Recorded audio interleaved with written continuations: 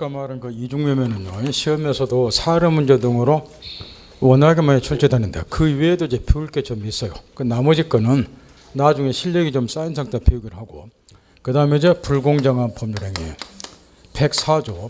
이 불공정한 법률행위는 무효다. 요게 이제 104조인데 이 규정은 왜 두고 있습니까? 이걸 먼저 깨우쳐야 되는데 지금까지 우리가 103조를 공부를 한 거예요. 반사질서 법률행위는 무효다 이렇게. 근데 이 조항이 흔히 말하는 일반 조항으로 되어 있다는 거. 이 조문을 아무리 들여다봐도 구체적으로 어떤 것이 선량한 봉수나 사유세에 반하는가 전혀 구체적으로 규정이 안 됐다는 거죠. 그래서 이 103조를 살펴본 일반 국민들이 억수로 궁금해하더라는 거. 도대체 103조에서 말하는 선량한 봉수나 사유세에 반하는 법률은 어떤 거냐 궁금해하길래 바로 그 밑에 104조에다가 예를 들면 불공정한 법률행위 같은 것이 반사질서에 해당이 된다. 이런 취지로 예를 하나 들어놨단 말이에요. 103조가 일반 조항이다 보니까 따라서 흔히 말하기를 104조는 103조의 예시 규정이다. 요리 이야기로 바꿔 말하면 불공정한 법률행위도 무엇의 일종이다. 선량한 봉수나 사일세에 반하는 법률행위 일종이다. 그 이야기예요. 취지를 딱 염두에 두고 요거는 내용은 아주 쉬워요. 이런 거를 무효로 보자는 소리니까 지금 갑이 시가 1억짜리 토지 한 필지를 가지고 있는데 이 갑이 현재 몹시 궁박한 상태에 놓여 있어요. 경제적으로든 정신적으로든 신체적으로든 공공한 상태에 놓여 있단 말이야. 이걸 이자가 악용을 해서 기회는 이때다 해서 1억짜리 토지를 단돈 3천만 원에 매매했다 치자고 말이야. 그러면 급부 얘가 1억짜리 소유권 이전해 주는 건 급부, 반대 급부 3천만 원 받는 거 3배 이상 현저한 차이가 있다고 말이야. 그럼에도 불구하고 이 계약을 그대로 유효로 하게 되면은 요 상대방은 엄청난 폭리를 취하지 않겠냐 말이야. 나무 궁박한 상태를 악용해서 이런 못된 짓을 했음에도 불구하고 따라서 이 경우는 이 폭리자의 폭리 행위를 규제할 필요가 있기 때문에 이런 거는 불공정한 매매다 해서 104조에서 무효로 보자 이런 취지예요. 따라서 불공정한 법률행위는 폭리자의 폭행위를 규제하기 위해서 이 제도를 두고 있기 때문에 이해 못할 거 없고 아주 쉽다고 말이에요. 이런 것들 신경 쓰는 거. 조문 20지 있고 뒤에 넘겨서 의의 쭉쭉 있고 그 다음에 요건에서 거기 한 10줄 넘게 판례가 하나 나와 있어. 요 판례를 하나하나 이제 분석해 놓은 것이 밑에 그 주관적 요건 이런 요건들이에요. 먼저 집에 가서 판례를 한번 읽어보고 밑에다 이제 분석해 놨으니까 먼저 피해자는 공박 경설 무기험 상태에 있어야 돼요. 이때 이제 개념권에서는 종례 시험에서는 A번을 주로 물어본다. 공박의 개념을. 이게 이제 경제적으로 공공한 상태만 의미하는 게 아니고 정신적으로 또는 신체적으로 공박한 경우 공공한 상태 놓여 있는 것도 다 공박으로 보고 그 다음에 요즘 시험에서는 특히 신경 쓸 것이 B번에 쓰는 무경험을 요즘에 잘 물어봐요. 이 무경험은 특정 영역에 있어서 무경험을 말한 것이 아니고 일반적인 생활경험 불충분을 말한다. 이래서 그런데 이게 그렇게 중요하다는 거예요. 하나만 물어봅시다. 여기 지금 사례를 토지 매매라고 예 드러났죠? 토지 매매로. 아마 저도 지금까지 토지 매매는 해본 적이 없어요. 왜? 땅이 없으니까. 아마 우리나라 백성 중에 토지 사고팔 해보는 사람이 몇 프로나 되겠냐 아마 죽을 때까지. 아마 내볼 때는 한 20%도 안 될 정도 싶어요. 그죠? 그러면 이 갑이라는 사람이 토지 매매를 했어요. 그럼 이 사람은 토지 매매라고는 특정 영역에서는 처음 해본 거죠. 그러면 이 무경험이라고 하는 것을 이렇게 특정 영역에서 무경험이라고 해석을 해버리면 토지 매매 처음 해봤잖아요. 그럼 이것도 무경험이잖아. 그럼 이 매매는 다 104조에서 무효가 돼버려. 이 말 듣겠나요? 따라서 이 무경험은 이런 특정 영역에서 무경험을 의미하는 것이 아니고 일반적인 생활 경험의 불충분 이렇게 해석을 해야 된다고 말이에요. 그걸 이해를 잘해 두시라고 말이에요. 그 다음 요 세 가지 요건을 우측에 넘어가서 모두 갖출 필요는 없고 하나만 갖춰도 상관이 없고 D번에 대리와 관련해서도 하도 물어보는데 정말로 이거 예우지 좀 마세요. 잠깐 실법 마세요. 대리와 관련해서 진짜 예우지 마세요. 상식이니까. 갑의 토지 소유자 을에게 팔았다고 대리권 주었다. 얘가 갑대리를 위해서 갑의 토지 병에게 팔았다. 요게 대리행위. 대리행위가 104조에 의해서 무효가 되려면은 피해자는 공박경설 무경험 상태에 있어야 돼요. 그러면 본인하고 토지의 소유자고 대리인하고 공박, 경솔, 무경험은 누구를 기준으로 판단해야 됩니까? 이야기인데 상식. 요 공박 여부는 소유자 본인을 기준으로 해서 공박 여부를 따지고 소유자 내가 경제적으로는 정신적으로는 몹시 곤란한 상태에 놓여 있어요. 그러니까 부탁을 하는 거야. 나 그 바다 빨리 팔아달라 이렇게. 그러면 대리인이 계약처리는 누가 하는 거요? 대리인이.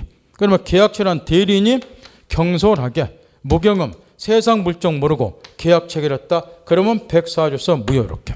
따라서 공박은 누구를 표준으로? 대리권을 수하는 본인. 나머지는 계약 체결한 대리인 표준으로 판단한다. 이 얘기인데 생각해보면 상식인데 우리 교실은 아직 상식이 통하지 않는 교실이죠. 상식이 통하려면 좀 세월이 가야 되니까. 집에 가서 한번 생각해 보시라고. 그럼 저거 상식이라는 걸 금방 아시게 돼.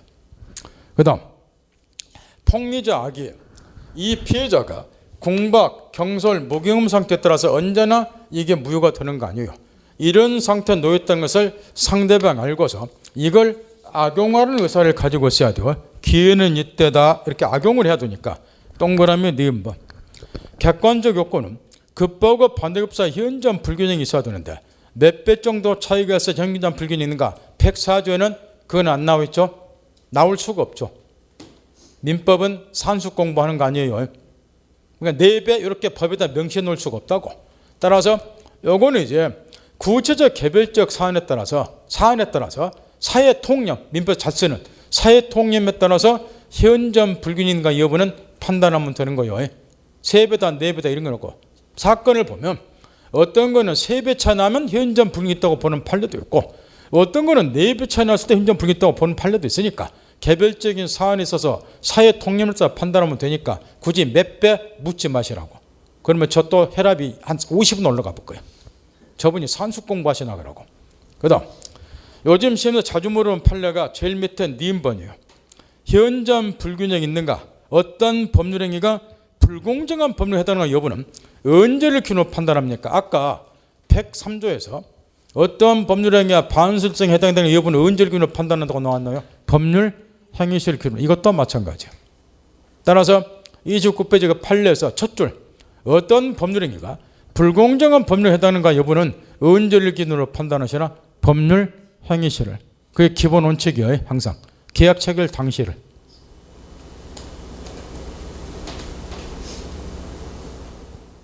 계약 체결 당시에는 현저한 불균형이 있었는데 나중에는 불균형이 없을 수도 있다고. 요게 1억짜리를 3천만 원 매매했어. 계약 체결 당시 현저한 불균형이 있죠. 근데 계약 체결한 이후에 여기에 쓰레기 매립장에 들어와서 똥값이 됐어.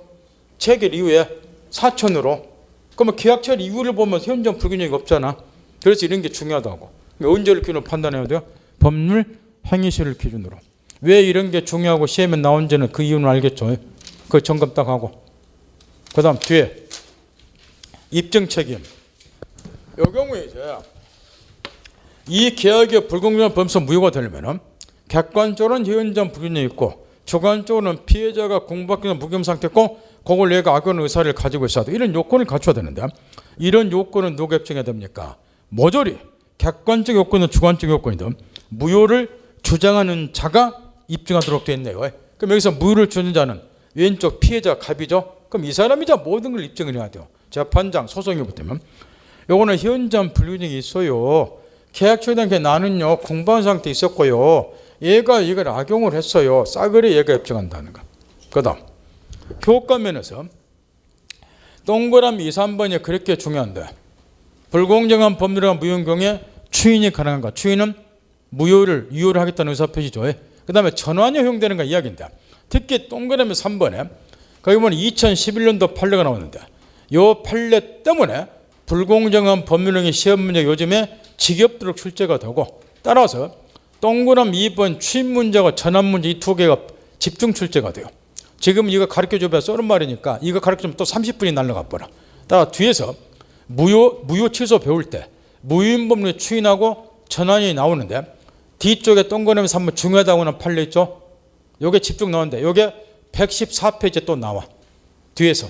딱 여기서는 가르쳐 내려봐야 쏘는 말이니까 체크만 딱 하고 뒤에 114페이지에서 배우기를 하자 그 말이야. 이 판례가 왜 중요한가를. 그 말 알아듣겠죠. 그 다음 불제소 합의, 요거는 이제 아주 쉬우니까 이런 이야기야. 이런 이제 사건이 벌어질 때 얘가 피해자 이렇게. 그래서 상대방 폭리자가 미리 계약서다 특약을 맺은 거야. 이 피해자가 피해를 구제받기 위해서 법원에 소송을 제기하지 뭐하도록 합의를 딱 특약을 맺어놨다고 말이야. 이런 거를 불제소 합의 그래요. 글자 그대로. 이런 것도 당연히 뭐가 되겠죠? 무효가 되겠죠. 상식. 이런 거 틀리지 마세요. 쪽팔리니까. 그다음 적용 범위에서 집중 출제되는 것이 동그라미 1번의 증여와 같은 무상계약이에요. 지겹도록 출제가 돼요. 여기 지금 104조 취지를 한번 생각을 해보자. 다시 7번 보세요. 여기 104조는 이런 이유 때문에 두게 된 조항이야. 이런 매매는요 유상계약이라고 말. 요 매도인이 소유권의 재산 출원하면 그에 대응해서 매수인도 대금 지급 똑같은 재산 출원을 하죠. 유상계약이라 그래. 그럼 유상계약은 급부하고 반대급부 사이에 대관계 유지가 돼야 돼요. 여기에 1억짜리 토지면 얘도 반대급부사 1억 원을 줘야 된다. 이런 이야기야. 그런데 이게 현전 불균이 있게 되면은 일방의 폭행위를 취하니까 이 폭리를 규제하자. 그래서 104조를 두고 있는 거야. 그러면 이거를 증여로 바꿔보자 말이야. 증여는 무상계약이죠. 재산을 무상으로 수여하는 거야. 이렇게. 그러면 증여자 일방만 재산 출원하죠. 상대방 수중자는 반대급부사 대금 줄 필요 없잖아. 그러면 처음부터 급부하고 반대급부사 현전 불응이 있는가 여부를 따질 필요가 있어요? 없어요? 없잖아. 따라서 증여 같은 무상계약의 경우는 처음부터 공정성 여부를 논의할 수 있는 성질의 계약이 아니다. 왜? 증여자 일방만 재산 출원하니까. 따라서 이런 경우는 104조가 적용될 수 없다. 바꿔 말하면 증여 같은 무상계약은 불공정한 법률에서 무효가 될 일은 없다. 그 이야기예요. 하도 출제를 해. 지겹도록. 동그라미 1번이. 더불어서 요게 이제 지겹도록 나오다가 재미가 없으니까 간혹 가다 가면서 얼굴 비칭신 동그라미 2번 판례 경매. 경매 떠올려 보세요. 경매도 몇 번 유찰이 되면 감정평가액이 1억인데 몇 번 유찰이 되면 단돈 3천만 원 낙찰받는 경우도 있죠. 그럼 현전 불균형이 있잖아. 1억짜리 3천 원 받았으니까. 그 따라서 이거를 불공정한 법률로 볼 수는 없지요. 경매는 법원 후 적법 절차에 따라서 행해지잖아. 또 경매는 뭐 때문에 응하는 거요? 싼 맛에 사기 위해서. 그럼 이거를 현전 불균형에 따라서 불공정한 법률로 무효를 볼 수는 없죠. 따라 중요한 거는 1번이고 이 점으로만 한 번씩 묻는 것이 경매. 정리 딱 하고. 그 다음 법률 해석. 다시 7번 보세요. 요즘에 불공정한 법률도 유달리 출제를 많이 해요. 나오면 공짜로 고르셔야 돼요. 불공정한 법률 이해하기가 쉬우니까. 그 다음 지금까지 우리는 이제 뭐 했느냐? 중간 점검을 한다 말이에요. 법률행위 목적과 관련된 효력 요건 4가지를 검토를 한 거예요. 목적은 일단 확정이 되어야 된다. 제1단계. 확정이 안 되면 여기서 걸려져 버려. 무효다. 확정이 되면은 2단계. 그 목적을 실현할 수 있는가? 이행이 가능한가? 검토를 하라. 따라서 이행이 불가능하면 이것도 이제 현행 목적 무효다. 자, 이행도 가능하더라. 살펴보니까. 그러면 마지막 단계 그 법률행위 내용이 목적이 법질서에 위배되는가 여부를 다시 한번 검토를 하라. 그게 이제 적법성하고 사회적 타당성이에요. 여기 이제 법질서에 위배되는가 검토하라. 이 효력 요건을 지금까지 중요한 거 위주로 집중 분석을 해봤어요. 이게 이제 끝나니까 관련 문제로 나온 것이 법률행위 해석 문제라고 말해요. 법전 순서 동시 책 순서가. 그러면 이 법률행위 해석이 이 효력 요건 4가지 끝난 다음에 나오는 이유가 뭐냐? 이걸 생각을 해보라는 거예요. 이 법률 해석이 목적권의 효력 요건 중에서 뭐하고 관련이 있기 때문에 이게 끝난 다음에 법전에 이게 들어갔을 거라고 말이야. 법전 순서 책 순서고. 아까 이게 첫 번째 요건이 목적 확정이죠. 그러면 여기 이제 법률행위 해석이라고 하는 것은 뭘 의미하냐 그러면 법률행위 의미나 내용이 요 내용이 목적을 말하는 거예요. 의미나 내용이 불분명한 경우에 그 의미나 내용을 확정하는 작업을 뭐라고 불러요? 법률 해석이라고. 해석은 뭐하고 관련이 있어요? 목적의 확정하고. 이거하고 관련이 있단 말이야. 따라서 법률행위 해석을 통해서도 목적을 확정할 수 없는 경우에 비로소 무효로 돌아가는 거예요. 따라서 목적이 확정이 안 되면은 무엇을 통해서 확정을 지어야 된다? 해석을 통해서 확정을 지어야 되기 때문에 이 법률 해석 문제는 목적을 확정하고 관련이 있다 해서 이 해석력 끝난 다음에 관련 문제 이게 튀어나온 거야. 이 해석도 해석 방법에 관한 판례들이 요즘엔 많이 나오니까 몇 가지를 집중 공부를 좀 해보자 말은. 먼저 개념파악과 관련해서 법률행위 해석은 법률행위는 저번 시간에 얘기한 것처럼 의사표시를 핵심 요소 성립이 돼요. 따라서 법률행위를 해석하는 것은 결국 의사표시를 해석하는 걸 의미를 하고, 그러면 의사표시가 명확한 경우에는 당연히 해석의 필요성이 없겠죠. 따라서 의사표시가 불명확한 경우에 해석의 필요성이 생길 건데, 그럼 어떤 경우가 의사표시가 불명확한 경우냐? 우리가 의사표 노래 부르는 것도 분석을 해보면은 이렇게 분석이 된다는 거. 내심에 들어있는 실제 의사하고 그 의사의 예부적 표현을 볼 수 있는 표시행위가 결합이 돼서 하나의 의사표 성립이 되는 거야. 이걸 합쳐서 의사표 이렇게 얘기해요. 그러면 보통의 경우에는 내심에 들어있는 실제 의사하고 그 의사의 예부적 표현이라고 볼 수 있는 표시행위가 대부분 일치가 돼요. 대부분은 일치가 된다고. 이런 식으로 갑이 자기 TV를 65만 원에 팔겠다고 내심으로 의사를 가졌다. 여기 들어있으니까 눈에 안 보이겠죠. 이 상태에서는 얘가 이자가 65만 원에 팔고자 하는 건지 알 수가 없죠. 그죠? 그럼 의사표가 되려면 뭐가 있어야 돼? 얘가 알 수 있도록 이 의사를 뭐 해줘야 한다? 표시. 따라서 이제 65만 원 팔겠다고 내심으로 의사를 가졌으면 이걸 상대방이 알 수 있도록 표시를 해줘야 돼. 이 표시도 대부분 얼마로 표시해야 되나? 65로. 이처럼 의사 표시가 일치하는 거야. 그럼 이걸 보고서 얘 눈에는 이게 보이니까 65에 사겠다고 승낙, 그러면 계약 성립. 그럼 이 경우는 매매대금이 얼마로 확정이 되고 65로. 매매대금이 얼마냐? 해석의 여지가 없다는 거예요. 이게. 의사표시가 명확하니까 매매대금 65 이렇게. 그런데 사람이기 때문에 간혹가다 이게 일치하지 않는 경우도 있다는 거예요. 내심으로는 65만 원에 팔겠다고 의사를 가졌는데 깜박해서 계약서는 얼마로 표기를 해버렸다? 56만 원으로. 사람이기 때문에. 실수를 전혀 안 하면 법도 필요 없겠죠. 사람이 이러니까. 또 술 먹고 누구 두드려 패니까 형법도 필요하고 도로교통도 필요하고 그렇게 술 먹고 음주하지 말라는데도 사면에 어떤 새끼 패 죽여버리고 싶을 정도입니다. 하지 말라도 음주운전 계속 하는 애도 있고. 그러니까 도로교통법도 필요한 거예요. 교도소도 보내는 거예요. 다 착한 애들만 있으면 법이 뭔 필요 있겠어요. 실수하니까 법도 필요한 거예요. 그래서 이렇게 의사표시가 일치하지 않는 경우가 간혹 있다 그 말. 그러면 이거는 의사표시가 불명확한 경우니까 의사표시 일치하지 않는 경우 이런 경우에 비로소 해석의 필요성이 생긴다 그 말. 65일 때는 매매등 65 확정이 됐으니까 해석의 필요성이 없죠. 이런 경우 해석의 필요성이 생긴다고.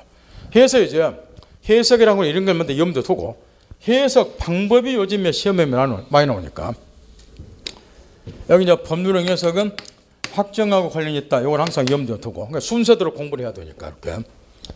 먼저 법률형 해석 방법이 크게 세 가지가 있어요. 이걸 시험에서 요즘에 유달리 많이 물어본다는 거. 자연적 해석 방법, 규범적 해석 방법, 그 다음에 도충적 해석 방법.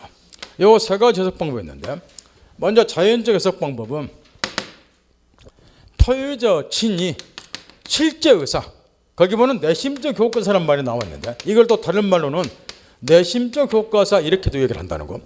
진위, 실제 의사, 내심적 교과사가 무엇이냐 이걸 밝혀서 해석하는 것을 자연적 해석 그래요. 이에 비해서 규범적 해석은 의사와 표시가 일치하지 않는 경우에 표시된 대로 법률행위의 성립을 인정한 해석 방법을 규범적 해석 이렇게 이야기해요. 여기 자연적 해석은 표의자 실제 의사를 밝혀 해석하니까 표의자 시각에서 해석하는 것이고 요거는 의사 표시가 일치하지 않는 경우에 상대방의 시각에서 표시된 대로 법률행위 성립 인정하니까 상대방의 시각에서 해석하는 거예요. 보충 해석은 거의 시험에 안 나오니까 열애시켜버리고 이 두 개가 주로 시험에 나오니까. 그러면 해석 방법도 순서가 있어요. 제1차적으로는 자연적 해석을 먼저 하는 거예요. 할 수만 있다면 표의자 진위를 밝혀서 실제 의사를 밝혀서 표의자 진위대로 효과를 발생시키는 건 바람직하니까 1차적으로 자연적 해석을 하되 이게 불가능하면 2차적으로 상대방의 시각에서 규범적 해석을 한다는 거. 지금부터 이제 연습을 해본다는 거. 완벽하게 이해를 해야 돼요. 지금 이런 경우에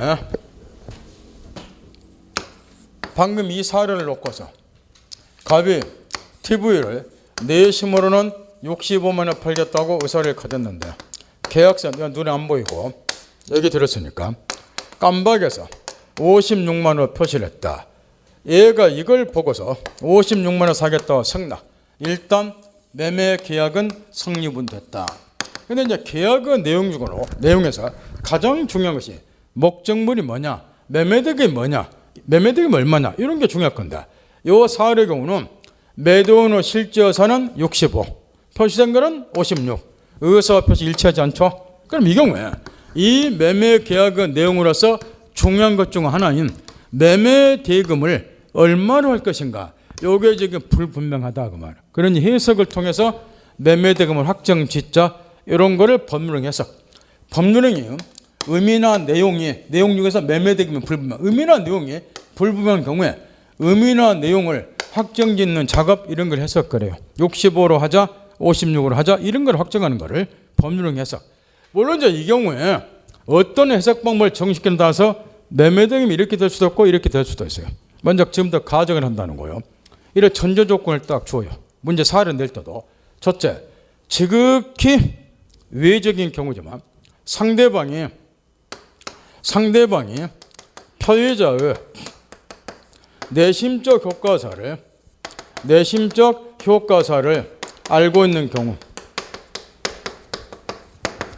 책을 읽다 보면 또 문제 풀다 보면 이런 용어들이 나와요. 내심적 효과사, 그 다음에 표시상의 효과사 이런 말이 나오는데 여기 내심적 효과사는 뭘 말하냐면 표의자의 실제 의사, 진의 이걸 내심적 효과사 그래요. 표시상의 효과사라고 하는 것은 표시 행위로부터 추단되는 효과사를 말한다. 시험에 안 물어보니까 이해하시면 돼요. 여기 칠판의 사례에서 65, 56이 사례에서 내심적 효과사 찾아보세요. 표의자와 실제 의사 65에 팔겠다 의혹한 의사 이게 내심적 효과사예요. 내용 파겠나요? 그 다음 표시상 효과사. 표시상 효과사는 표시 행위로부터 추단된 효과사를 말하니까 우리는 평범한 사람이에요. 얘 실제 의사는 여기 들었기 때문에 눈에 안 보이죠? 그럼 눈에 보이는 게 뭐예요? 요거요. 그럼 이걸 놓고서 이 사람은 역으로 추단하겠죠. 계약서에 56으로 표시된 걸 보니까 얘는 실제로도 얼마에 팔고자 의혹하는가 보다 56에 팔고자 의혹하는가 보다 이렇게 추단할 수 있죠. 따라서 표시행위로부터 추단된 효과사는 얼마에 팔겠다 의혹하는 회사 56만 원 팔겠다 의혹하는 회사 표시상 효과사 내심적 효과사. 감 잡았나요? 요거 알고 책 읽어보라고. 집에서 책 읽다 보면 또 문제 풀다 보면 이런 용어들이 나오니까. 그럼 여기서 상대방의 표의자 내심적 효과사를 알고 있다. 지극히 예외적인 경우지만 얘가 이자가 65에 판다는 것을 어떤 사정에서 얘가 알고 있다는 거죠. 그런 경우도 있어요. 왜냐? TV 매매를 하면서 사전에 계약 교섭 과정을 충분히 거쳤다는 거예요. 사전에. 그러면서 얘한테 설명을 다 해줬어요. 내 TV는 2020년 1월달 최신상품이기 때문에 반드시 65만 원 받아야 된다. 설명을 충분히 해줬어요. 카탈로그에도 65로 되어 있고 그런데 계약서에만 56으로 표기됐더라 그 말이야. 그럼 이런 거는 사전 계약 교섭 과정을 거치면서 매매대금 65로 해야 된다 그랬고 얘도 동의를 했고 충분히 설명을 해줬기 때문에 이 56이 65만 원의 명백한 오기 잘못 기재했다는 걸 얘가 알았다 그 말이야. 이런 거는 매매대금을 얼마로 해야 될까요? 이런 건 당연히 65만 원 판단 얘가 알고 있기 때문에 또 충분히 사전에 교섭 과정 거치면서 설명했기 때문에 매매대금을 얼마로 확정해야 된다? 65만 원. 이런 거를 무슨 해석이라고 그래? 표의자 진위를 밝힌다. 자연적 해석. 이런 거를 자연적 해석 방법을 한다 말할게. 이때 시험에서 집중적으로 출제되는 게 뭐냐 그러면 공부를 한 달만 한 사람 같으면 요게 차고 사는 걸 금방 알아요. 차고 사례죠? 표시상을 차고잖아. 표시행위를 잘못했잖아. 얘가 56에 팔기 싫으면 차고를 취소한다. 이거 차고처럼 보인다고 말할게. 그런데 이 경우는 차고 문제가 발생이 안 된다는 거. 이게 시험에서 집중 출제거든요. 자연적 해석의 경우는. 왜 그럴까요? 얘가 지금 60에 팔 때 의사가 있는데 계약서에 깜박에서 56을 잘못 표시했다. 그러니까 얘가 이자가 65%를 알고 있다. 그럼 매매대금을 얼마로 한다? 65로. 그러면 착오를 이유로 요거 취소할 하등의 이유가 없잖아. 본래 본인이 원하는 대로 65만 원 해줬으니까. 따라 이런 경우는 착오 문제가 발생이 안 되는 거예요. 요걸 시험에서 집중 물어봐. 자연적 해석과 착오와 관계를. 여기 얼른 보면 착오 사례잖아. 착오. 이거는 착오가 아니라고. 알아듣나요? 그럼 두 번째.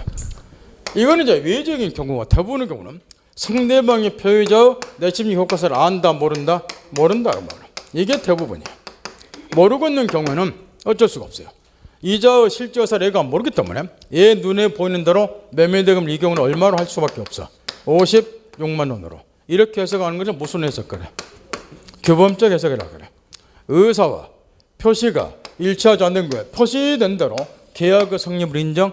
얼마? 56. 이런 거를 규범적 해석. 여기 자연적 해석은 이자의 시각에서 실제 의사를 밝히는 것이고, 규범적 해석은 요거는 이자 눈에 안 보이니까 상대방의 시각에서 눈에 보이는 대로 요렇게. 이게 규범적 해석. 매매대금 50으로 됐다.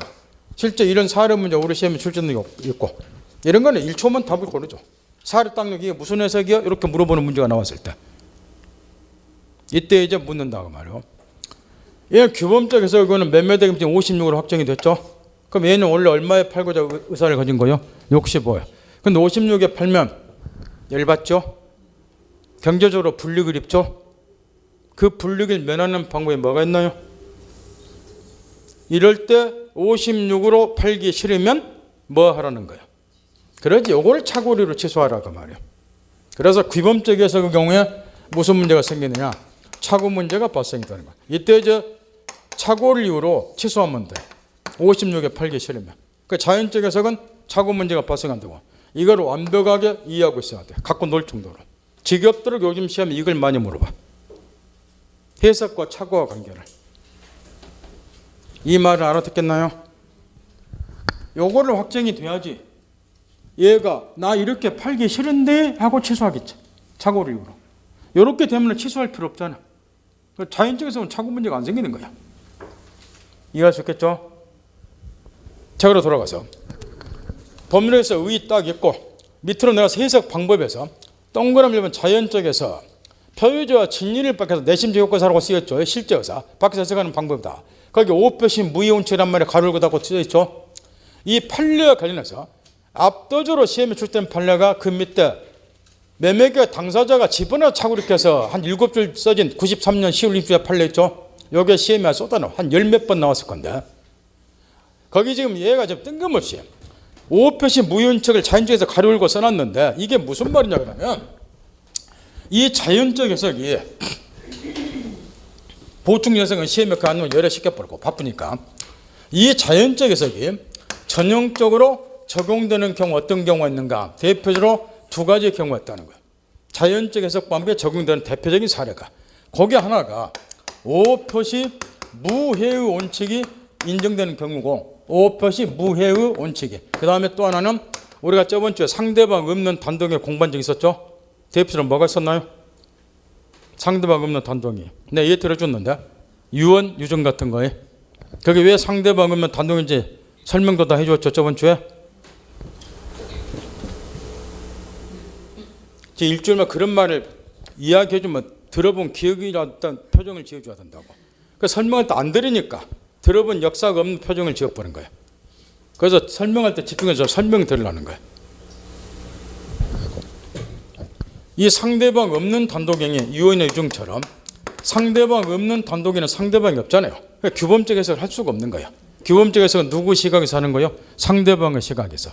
따라서 상대방 없는 단독에는 상대방이 있기 때문에 규범적 해석은 모학이니까 자연적 해석을 할 수밖에 없다. 이런 이야기. 이런 거는 시험에 거의 안 물어봐. 상식적인 이야기니까. 문제는 오표시 무해의 원칙에 적용되는 경우 이에 관한 판례가 거기 아까 가르쳐준 첫 번째 판례 집안에 차고 이렇게 해서 그 판례 있죠. 요게 오표시 무해의 원칙이 적용되는 대표적인 판례 사례라. 이게 시험에 쏟아져 나와.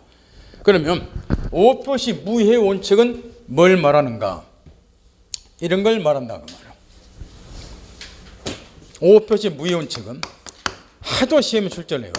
당사자의 진위가 일치가 되면 이렇게 진위가 일치가 이 말이 그렇게 중요해요. 진위가 일치가 되면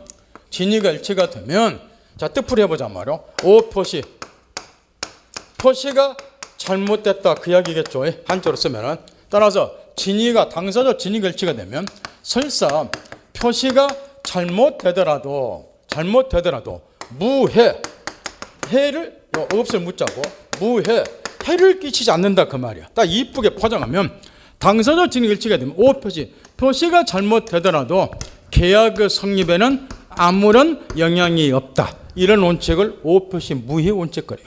왜? 당사자 진위가 일치가 됐으니까 표시가 잘못되더라도 계약에는 아무 영향을 못 미칩니다. 이런 원칙을 오 표시 무해 원칙을 하고 이런 경우가 대표적으로 자연적에서 적용되는데 이에 관한 판례가 거기에 93년 10월 6일자 판례고 요게 열 몇 번 시험에 나왔다면 사례 등으로 지금부터 그 판례를 책에 그 있으니까 설명 듣고 집에 가서 요거를 집중 한번 연구를 해보라 말이야. 내용은 이런 거예요. 지금 설명드려야 돼요. 가까울 두 사람이 X 토지에 대해서 매매하기로 합의를 했어요. 두 사람이 X 토지를 매매하기로 합의를 딱 했다고 두 사람이. 그런데 지번 등에 착오를 일으켜서 꼭 이걸 집어넣어 이렇게 지번 등에 착오를 일으켜서 옆에 붙어있는 Y 토지를 목적물로 계약서에 잘못 표시를 했어요. 오 표시. 이 Y 토지를 계약서의 목적물로 잘못 표시를 했고 결과 Y 토지에 대해서 매수인에게 등기 전해줬다 그 말이에요. 그러면 이 두 사람 사이의 토지 매매에 있어서 압도적으로 가장 중요한 거는 매매대금도 물론 중요하지만 토지마다 특성이 다르기 때문에 목적물이 어떤 거요? 이게 가장 중요한 거란 말이에요. 근데 이 토지 매매 계약의 내용 중에서 목적물이 지금 불분명하죠. 실제 합의한 건 X고 계약서에 목적 표기된 건 Y고 어떤 거를 목적물 확정지어다는가 이게 불분명하기 때문에 해석을 통해서 이걸 확정 짓자. 여기서는 이게 법률 해석 문제예요. X로 하느냐 Y로 하느냐 이렇게. 근데 이 사건 관련해서 우리 대법원 판례는 오표시 무해 원칙을 이 경우에 정식했단 말이에요. 그럼 이 말을 여기다 대입시켜봐라. 당사자 진위는 X토지로 일치가 되어 있죠. 이렇게 일치가 되면 설사 표시가 뭐하더라도 이렇게 Y토지로 표시 잘못되더라도 이 계약의 성립에는 아무 영향이 없다 그 말이에요. 따라서 이 경우는 목적물이 뭐로 확정이 돼야 된다? 진위대로 X토지로. 이런 거 무슨 해석이요? 해석 방법. 그러지. 여기 당사 실제 의사가 뭐냐를 밝혀서 해석했잖아요. 그러니까 자연적 해석이 적용되잖아. 따라서 오표시 무해 원칙이 적용이 되면 반사적으로 무슨 해석 방법이 적용이 된다? 자연적 해석 방법이. 표시가 잘못되더라도 이 계약의 성립은 아무 영향이 없기 때문에 여기는 당사자 실제 의사대로 X토지가 목적물 확정이 되는 거예요. 따라서 이제 사례를 이렇게 푼다고 말이에요. 이 경우에 이제 이 사례를 놔두고 Y토지에서 의뢰에게 등기 넘어가더라도 이거는 목적물이 아니기 때문에 이 등기는 원인 무효. 따라서 을은 Y토지에 대한 소유권은 취득할 수 없고 대신 X토지가 목적물로 확정이 되기 때문에 매수인은 매도인에게 X토지에 대해서 소유권 이전해달라고 소유권 이전 등기 청구할 수 있고 그 다음에 꼭 물어본 것이 두 가지가 있어요. 이 경우 이제 을이 Y토지에 대한 등기를 이전받다 보니까 이걸 다시 제3자에게 팔아요. 이걸 반드시 묻게 돼 있어. Y토지에 대해서 제3자에게 양도했을 때 얘는 Y토지에 대한 소유권 취득합니까? 이걸 묻게 됐는데 묻는 이유는 인문과정에서 가르쳐준 우리 법조상으로 부동산의 경우는 공신원칙 인정이 안 되죠. 무고르자 명의의 공시방문 실련자가 보고 안 되기 때문에 이 공신원칙을 이해하고 나서 이걸 반드시 묻게 됐는데 따라서 병은 무고르자 명의의 등기 얘를 소유자로 믿었다 하더라도 소유권 취득 못하고 그 다음에 함정으로 꼭 묻는 게 있어. 여기 묻는 뭐라면 착오란 말이 들어가 있죠. 그러면 지문에다가 갑은 착오를 이유로 취소할 수 있다 이렇게 넣어요. 요거는 착오 문제가 발생이 안 된다는 거. 그렇게 줬죠. 자연적 해석 경우는 착오 문제가 생겨 안 생겨? 안 생겨. 왜? 이거는 지네들이 원하는 바도 X토지를 목적으로 확정 지어줬잖아. 그러니까 착오 문제가 생길 일 없잖아. 요걸로 되면 착오를 취소하겠지만. 이 말 듣겠나요? 따라서 이 판례가 그렇게 중요한데 그 다음에 또 한 가지 거기 지금 밑으로 두 번째 판례 갔어요. 행위자가 타인의 이름으로 계약을 체결한 거 계약 당시 결정 방법 판례 있죠. 요 판례도 한 10번 나왔는데 요 판례도 뒷페이지까지 요 판례하고 취지가 같은 것이 뒷페이지 보면 대리인을 통해서 계약을 체결하는 거 나와 있죠. 그 두 번째 판례를 계속 묻다 보니까 지겹다 막. 그래서 슬그머니 동일한 취지의 판례 가고 세 번째 거니까 대리인과 관련된 요거를 이제 바꿔지 또 출제를 했어. 그러니까 두 번째 칸에 있는 거 거기에도 시험 많이 나오고 이거는 당사자 확정에 관한 해석 문제인데 잠깐만 칠판을 또 보자 말이야. 잠깐만 칠판을 보자 말이야. 요 판례 내용은 이런 거예요. 지금 이 갑하고 을이라는 사람이 매매 계약을 체결했다고 가정을 해보자 말이야. 계약을 체결한 행위자가 갑, 상대방이 을. 그러면 이 행위자 갑이 자기 이름으로 얘하고 매매하면 보통은 매매예요. 뭐 시험은 낼 일 없어. 그런데 얘가 계약처는 행위자는 요 갑인데 누구 명의로 계약을 체결했는가? 제3자 A 명의로 계약을 체결했다 그 말이에요. 명의인 A.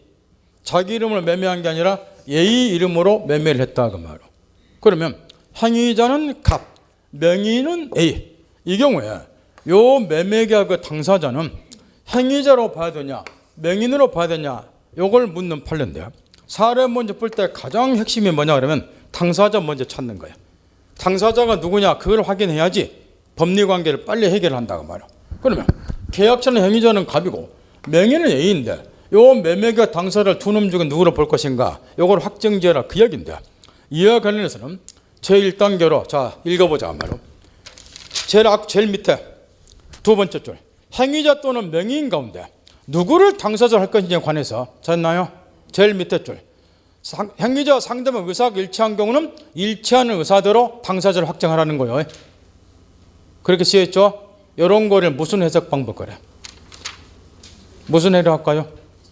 요 행위자하고 상대방 일치하는 의사가 있어. 그럼 일치하는 의사에 따라서 요 놈을 당사자로 하되 요 놈을 당사자로 하면 된다는 거야. 이런 거를 자연적 해석. 판례에서 말하는 이게 자연적 해석이야. 그 다음에 자연적 해석이 불가능하면 2차적으로 규범적 해석한다고 가르쳐줬죠. 그러면 뒷구절에 뒷표 넘겨보세요. 그런 일치하는 의사가 없다 그 말이야. 행위자하고 상대방 일치하는 의사가 없으면 뒷페이지 위에서부터 세 번째 줄 봐보세요. 이렇게 해석하라는 거예요. 상대방이 합리적인 사람이라면 행위자와 명의인 중 누구를 당사자로 이해할 것인가에 따라서 당사자를 확장 이렇게 되어 있어. 누구 시각 해석하라는 거예요? 상대방의 시각에서. 확인했죠? 이런 거를 무슨 해석 방법 그래? 이런 거를 규범적 해석 그래. 그래서 이 판례 앞구절은 일치하는 의사가 있으면 무슨 해석? 자연적 해석. 일치하는 의사가 없으면 누구의 시각에 따라서 상대방의 시각에 따라서 무슨 해석? 규범적 해석하라. 그 판례요. 뒷구절이 상대방이 합리적인 사람이라면 요 구절이 규범적 해석을 설명하고 있다고 말이야. 파겠나요? 그럼 이제 중요한 게 또 남아있어. 왜 이 판례를 시험에서 그렇게 10번 가까이 냈겠냐고 말이야.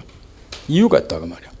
만약 이런 해석 방법에 따라서 이 행위자가 당사자로 확정이 되면 시험에서 안 낸다고 말이야. 이 행위자를 이 매매가 당사자로 보면 보통 매매하고 똑같이 돼.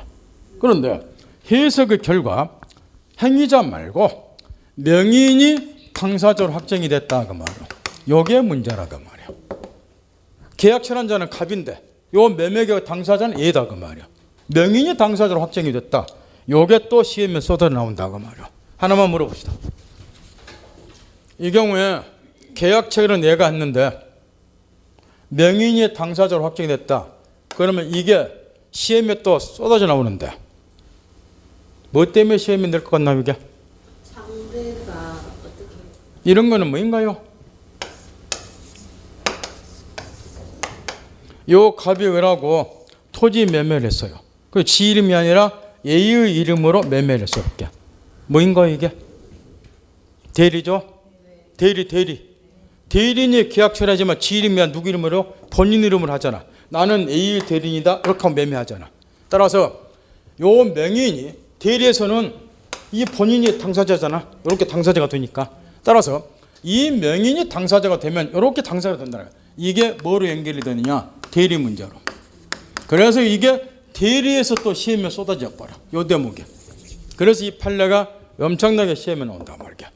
행위자가 당사자로 확정되면 더 이상 시험에 안 나와. 보통 매매니까. 근데 명인이 당사자로 확정이 되면 요게 이제 뭐에 해당이 되기 때문에 대리 문제에 해당이 되기 때문에 이게 대리 문제로 연결이 된다. 이 판례가. 대리에서 쏟아져 나온다. 이렇게.